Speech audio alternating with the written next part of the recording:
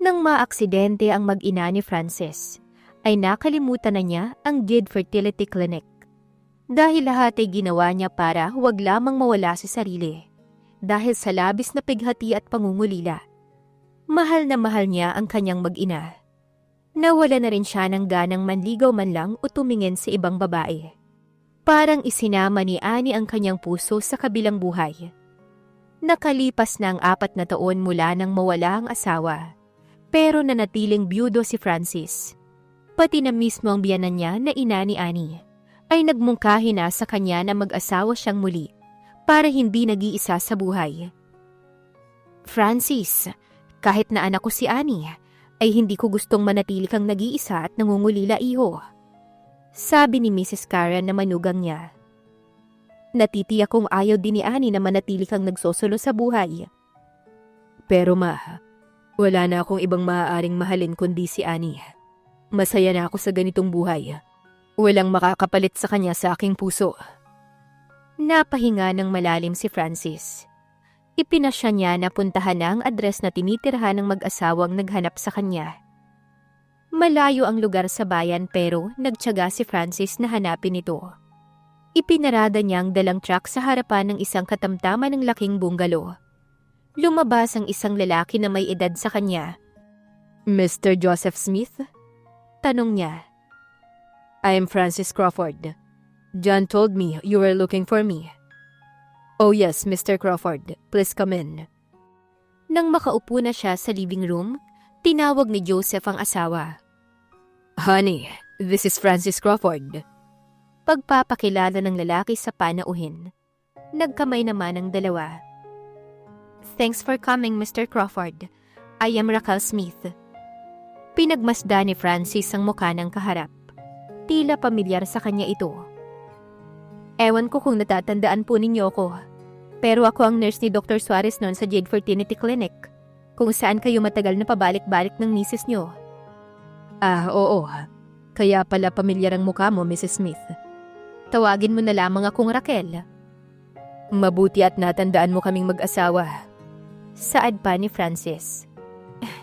Sino ba namang makakalimot sa inyo? Bagay na bagay kayo. Ang makisig na cowboy at ang kanyang asawang beauty queen.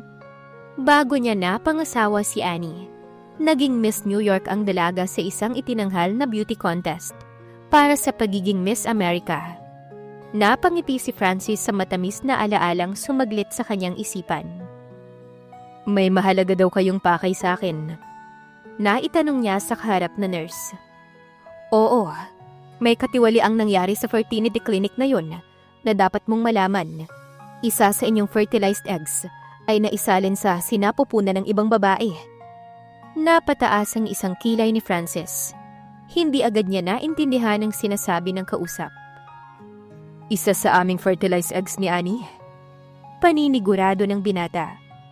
Oo, kung natatandaan mo. Gusto ninyong mag-asawa na magkaroon pa ng ibang anak. Kaya kumuha ng 3 pang egg cells si Dr. Suarez sa initial process. Nang ma-fertilize yun, na-frozen yun, para sa darating na pagkakataong isasali ng mga ito sa misis mo. Oo, natatandaan ko na. At sinasabi mo bang nailagay ang natirang fertilized eggs sa ibang babae? Tama, Mr. Crawford. Naipunla iyon sa ibang babae na wala kayong pahintulot. Alam kong wala kayong ibinigay na permission para dito. Tama ba ako? Of course, wala akong ibinibigay na pahintulot. Nawala na si Annie at nakalimutan ko ng tungkol sa extra egg cells. Natigilan ng lalaki nang ma-realize ang sinasabi ng nurse. Teka muna, sinasabi mo ba na anak namin ni Annie ay nasa kung saan at isinilang sa ibang babae? Hindi pa isinisilang, pero buntis na ang babae. Mga 2 buwan na marahil. Hindi pa isinisilang ang sanggol. My God! Bulalas ni Francis at nanlambot siya.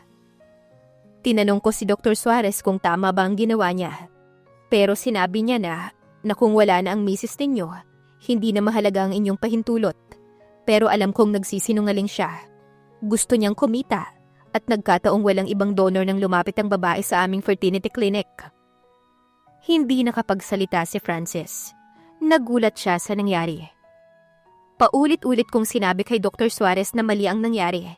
na biologically, iyo at ng iyong misis ang batang yun at kailangan mong malaman to at hindi rin makatarungan para sa babae dahil iligal ang nangyaring yun. Maaaring makasama kay Raquel ang ipinagtapat niyang ito at baka matanggal siya sa trabaho, sabi ni Joseph.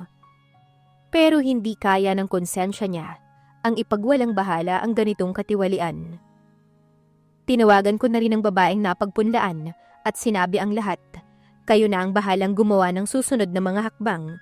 Nagawa ko na ang tungkulin ko, sabi ni Raquel. Sana'y ma-realize ninyo ang pagmamalasakit ni Raquel, Mr. Crawford, saad ni Joseph. Sana ay ipaglihim na lamang ninyo ang kanyang pagtatapat. Of course, Mr. Smith, naiintindihan ko. Pero kapag isinilang ang anak ko sa babaeng yun, nangangahulugan bang sa kanya na yun? Hindi, kung wala kayong pahintulot. Hindi ko alam ang mga legal na karapatan niya. Ngayon lamang kasi may ganitong pangyayari sa klinik. Isinuklay ni Francis ang mga daliri sa buhok. Sino ang babaeng to? Ang tanging alam ko lang ay ang kanyang pangalan at address. Maxine Ruiz. Isa ba siyang Latin American? Hindi. Isang Filipina. Isang overseas Filipino worker na nagtatrabaho sa isang babies department store na narito sa Dallas. Heto ang kanyang address. Alam ba niya ang katiwalian na kaugnay ng kanyang in vitro artificial insemination? Hindi, dahil nabigla lang din siya nang malaman ng mga pangyayari. Halos mataranta nga eh. Nayanig din ako sa ipinagtapat ninyo.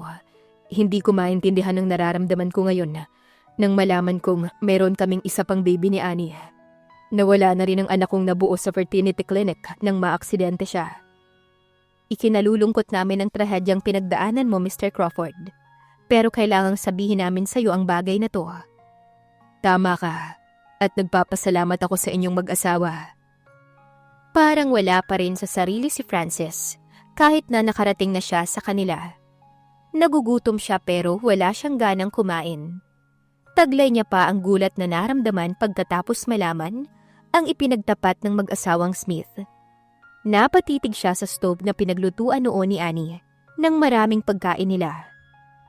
Annie, anong dapat kong gawin ngayon tungkol sa problemang to? Naitanong niya sa kawalan. Parang may narinig siyang tinig na nagmula sa kawalan. Anak natin ang nasa sinapupunan ng babaeng yun, Francis. Tinig yun ni Annie. Napapikit siya. Totoo naman ang narinig niyang mensahe. Kanila ni Annie ang baby na yun. Nasa sinapupunan ng isang overseas Filipino worker na nagngangalang Maxine Ruiz. Napansin agad ni Gemma ang pananamlay ni Maxine nang umagang magtungo siya sa kanilang tindahan. Kahit napilit na pinasaya ni Maxine ang muka, alam ni Gemma na may bumabagabag sa kaibigan. May problema ba, Maxine? Baka makatulong ako. Sabi ni Gemma at inakbayan ang kausap. Halata kasi nito sa kanyang kilos at pagsasalita ang malaking problemang bumabalisa sa kanya. Meron nga, Gemma. Malaki at hindi ko alam ang gagawin ko. Sinabi niya ang tungkol sa natanggap niyang tawag mula sa nurse na si Raquel Smith na nagtatrabaho sa Jade Clinic. Hindi pala donated ang ibinentang fertilized eggs na ipinunla sa akin ni Dr. Suarez. Sabi niya, ito daw ay sa mag-asawang namatay sa aksidente ang anak at asawa. Kaya inisip ni Dr. Suarez na pwede na niyang pakialaman ng fertilized productive cells ng byudo kahit walang pahintulot itong isinalin sa iba. Natigilan si Gemma. Maliwanag na hindi tama ang ginawa ni Dr. Suarez. Iyon naman pala eh. Baka pwedeng pag-usapan ninyo ito ng maayos ng biological father. Baka pumayag na siyang ibigay sa iyo ang fertilized eggs at iyon na ang sanggol mula dito. Umiling si Maxine. Paano kung ayaw niya? Paano kung gusto niyang bawiin ang baby? Hindi ako makakatanggi dahil illegal ang pagkaka-implant ito sa akin. Wala siyang pahintulot. May kaibigan akong abogada. Pwede nating ikonsulta ang bagay na to. Saad ni Gemma. Ayokong mawala sa akin ang baby kapag naisilang ko na, Gemma. Alam mo kung gaano ko kagusto na magkaroon ng anak. Natataranta na saad ni Maxine. Alam ko, Maxine, relax lang at may awa ang Diyos. Pero sa totoo lang, kinakabahan din si Gemma. Maliwanag na kayang-kayang bawiin ng biological father ang anak na isisilang ng kaibigan niya. Ito din ang sinabi ng kaibigan niyang abogada. Ang pinakamaayos na mangyayari ay ang pag-uusap ninyo ng biological father. Baka pumayag siya na magkaroon na lamang ng visitation rights at manatili sa iyo ang baby. O kukunin niya to at ikaw ang magkakaroon ng visitation rights. Hindi. Naiiyak na saad ni Maxine. Hindi ko gustong ganyan ang mangyari. Gusto kong masolo ang anak ko. Natigilan sina Gemma at ang abogada. Awang-awa sila kay Maxine ng sandaling iyon. Ilang araw ang nagdaan. Araw ng linggo nang may kumatok sa tindahan na pinapasukan ni Maxine. Agad siyang sumilip at nakita niya ang anyo ng isang matangkad na lalaki na nakasuot ng sombrero. Kinutuban kaagad siya kung sino ang panauhin. Gayunman ay nagpakatatag siya at inihanda ang sarili. Binuksan niya ang pintuan. Nag-usap sila ng bisita sa wikang Ingles. Sino po sila? Sarado po kasi ang tindahan namin kung araw ng linggo. Hindi naman ako mamimili. Gusto ko lang makausap si Maxine Ruiz. Ako nga po si Maxine Ruiz, sir. Ngumiti ang lalaki at lumantad ang mapuputi at pantay na mga ngipin nito. Inilahad ang kanyang kamay para makipagkamay sa dalaga. Ako si Francis Crawford, na taga rito rin sa Dallas. Meron kasi tayong mahalagang bagay na pag-uusapan. Tuloy po kayo, Mr. Crawford. Maupo kayo. Itinuro ni Maxine ang mga upuan sa receiving room ng tindahan na nagsisilbing living room niya. Malakas ang kaba ng kanyang puso. Nalilito din siya dahil hindi niya alam kung ano ang maaaring mangyari. Marahil ay tungkol ito sa itinawag sa akin ni Nurse Raquel Smith. Tama ba ako? Tama ka, miss, at mahalagang pag-usapan to. Napabuntong hininga si Maxine. Sa simula pa lamang, gusto kong malaman mo na wala akong nalalaman tungkol sa fertilized eggs na pinunla sa akin, maliban sa ito ay donated at ibinenta sa akin ni Dr. Suarez sa Jade Smith. Alam ko, wala kang dapat na alalahanin sa bagay na yon. Pero anong gusto mong mangyari, Mr. Crawford? Hindi ko malaman, dahil hindi mo naman pwedeng ibalik sa akin yan na nailagay na sa'yo, hindi ba? Namula si Maxine, hindi makatingin sa kausap. Sa mga asul na mga mata ng biyudong Amerikano, na marahil ay nasa early 30s lamang. Matangkad, makisig, at matipuno ang pangangatawan nito. Malakas ang apil, at attractive sa kababaihan. Hindi nga, sir. Hanggang sa maisilang ko ang baby. Ang baby namin ni Annie. Natitiyak kung gusto niyang kunin ang aming anak kahit na wala na siya. Seryosong saad ni Francis. Ano nga palang nangyari sa misis ninyo? Namatay sila ng anak kong si Clarence sa isang aksidente. Ikinalulungkot ko ang nangyari, Francis. So marahil ay nauunawaan mo na ang batang yan ay mula sa aming productive sas ng asawa ko ay mahalaga sa akin dahil siya na lamang ang tanging alaala ni Annie sa akin. Namasa sa luha ang mga mata ni Francis at naawa dito si Maxine. Oo, nauunawaan ko. Pero sana'y maunawaan mo rin na mapapamahal sa akin ang baby dahil nasa tiyan ko siya ng 9 na buwan at magiging masakit sa akin na mapawalay pa siya sa akin. Ngumiti si Francis. Napakaaga pa para pag-usapan natin to, Miss Ruiz. Ni hindi pa halatang buntis ka. Namula naman si Maxine. Sandali lamang at kukuha ko ng kape at nang makapagmerienda tayo. Sabi niya para hindi siya mataranta. Pinagmasdan naman ni Francis si Maxine habang patungo ito sa kusina. Noon lamang siya nakakita ng Filipina sa personal. Alam niyang maraming magagandang Pilipina. Dahil ilang ulit na ring nanalo sa Miss Universe contest ang kandidata mula sa Pilipinas. Maganda si Maxine, simple ang dalaga, at makikita mo ang kabutihan sa aura nito. Matangkad, kulay honey gold ang kutis, at may itim ang mga mata nitong tila nangungusap kung tumitig. Matangkad ito at abot hanggang batok ang maitim at makintab na buhok ng babae, at may mapupulang labi.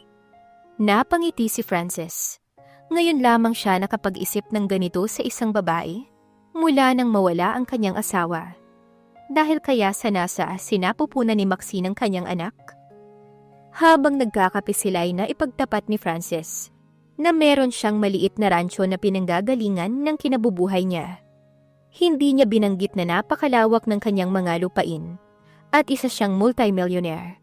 Hindi naman halata dahil rugged ang suot niya, denim pants at checkered polo na mahaba ang manggas.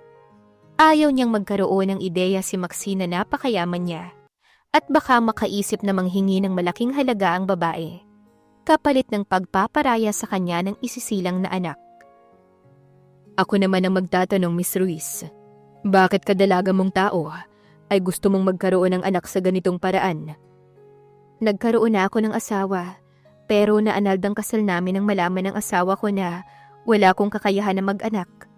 Kaya ako naghangad na magkaanak sa pamamagitan ng in vitro artificial, kung saan fertilized na ang egg cell na napasok sa katawan ko. Ganun ba? Banayad na wika ni Frances. Well, tulad ng sinabi ko, mapag-uusapan naman natin ng maayos ang tungkol sa baby. Gusto ko lamang na mapangalagaan ang anak ko. Marahil ay higit na mabuting magkakilala muna tayong mabuting dalawa. Napangiti si Maxine dahil nagustuhan niya ang sinabi ni Frances. Magaan ang loob niya sa biyudong Amerikano dahil maginoo ito at hindi mayabang. Pwede ka namang laging mamasyal dito sa tindahan na pinagtatrabahuhan ko, sabi ni Maxine. Higit pa dyan ang gagawin ko, Miss Ruiz. Pero pwede bang tawagin kitang Maxine? At ako naman ay tawagin mo na lamang na Frances. Nakangiti na saad ng binata. Ikaw ang bahala. Mas madali nga siguro ang ganun sapagkat tila magiging madalas na ang ating pagkikita hanggang sa ipanganak ko ang inyong anak. Baka hindi dun matatapos ang ating pagkikita dahil kailangang alagaan natin ang bata at gabayan siya sa paglaki at pag-aaral. Baka by that time, kailangan ko nang makauwi sa amin sa Pilipinas. Hindi mo maisasama ang baby dahil wala kang maipapakitang ama niya. Baka magkaproblema ka sa immigration at ipaiwan ang bata sa pangangalaga ng social workers ng pamahalaan. Hindi nakakibo si Maxine. Bagay na hindi ko mapapayagan. Seryoso ang tinig ni Frances. Hindi ako makakapayag na mapahamak ang tanging alaala sa akin ni Annie. At hindi rin ako papayag, Frances. Hindi mauuwi sa ganon ang kapalaran ng bata. Salamat. Mabuti na ang iyong nagkakaintindihan tayo. Hindi ba, Maxine? Oo naman. Makakaasa ka sa akin, Frances. Bahagyang saad ng dalaga na kinangiti naman ni Frances. May mabuo kayang pagtitinginan sa pagitan ni na Frances at Maxine? Abangan sa susunod na kabanata. Please like, share, subscribe for more updates. Maraming salamat po.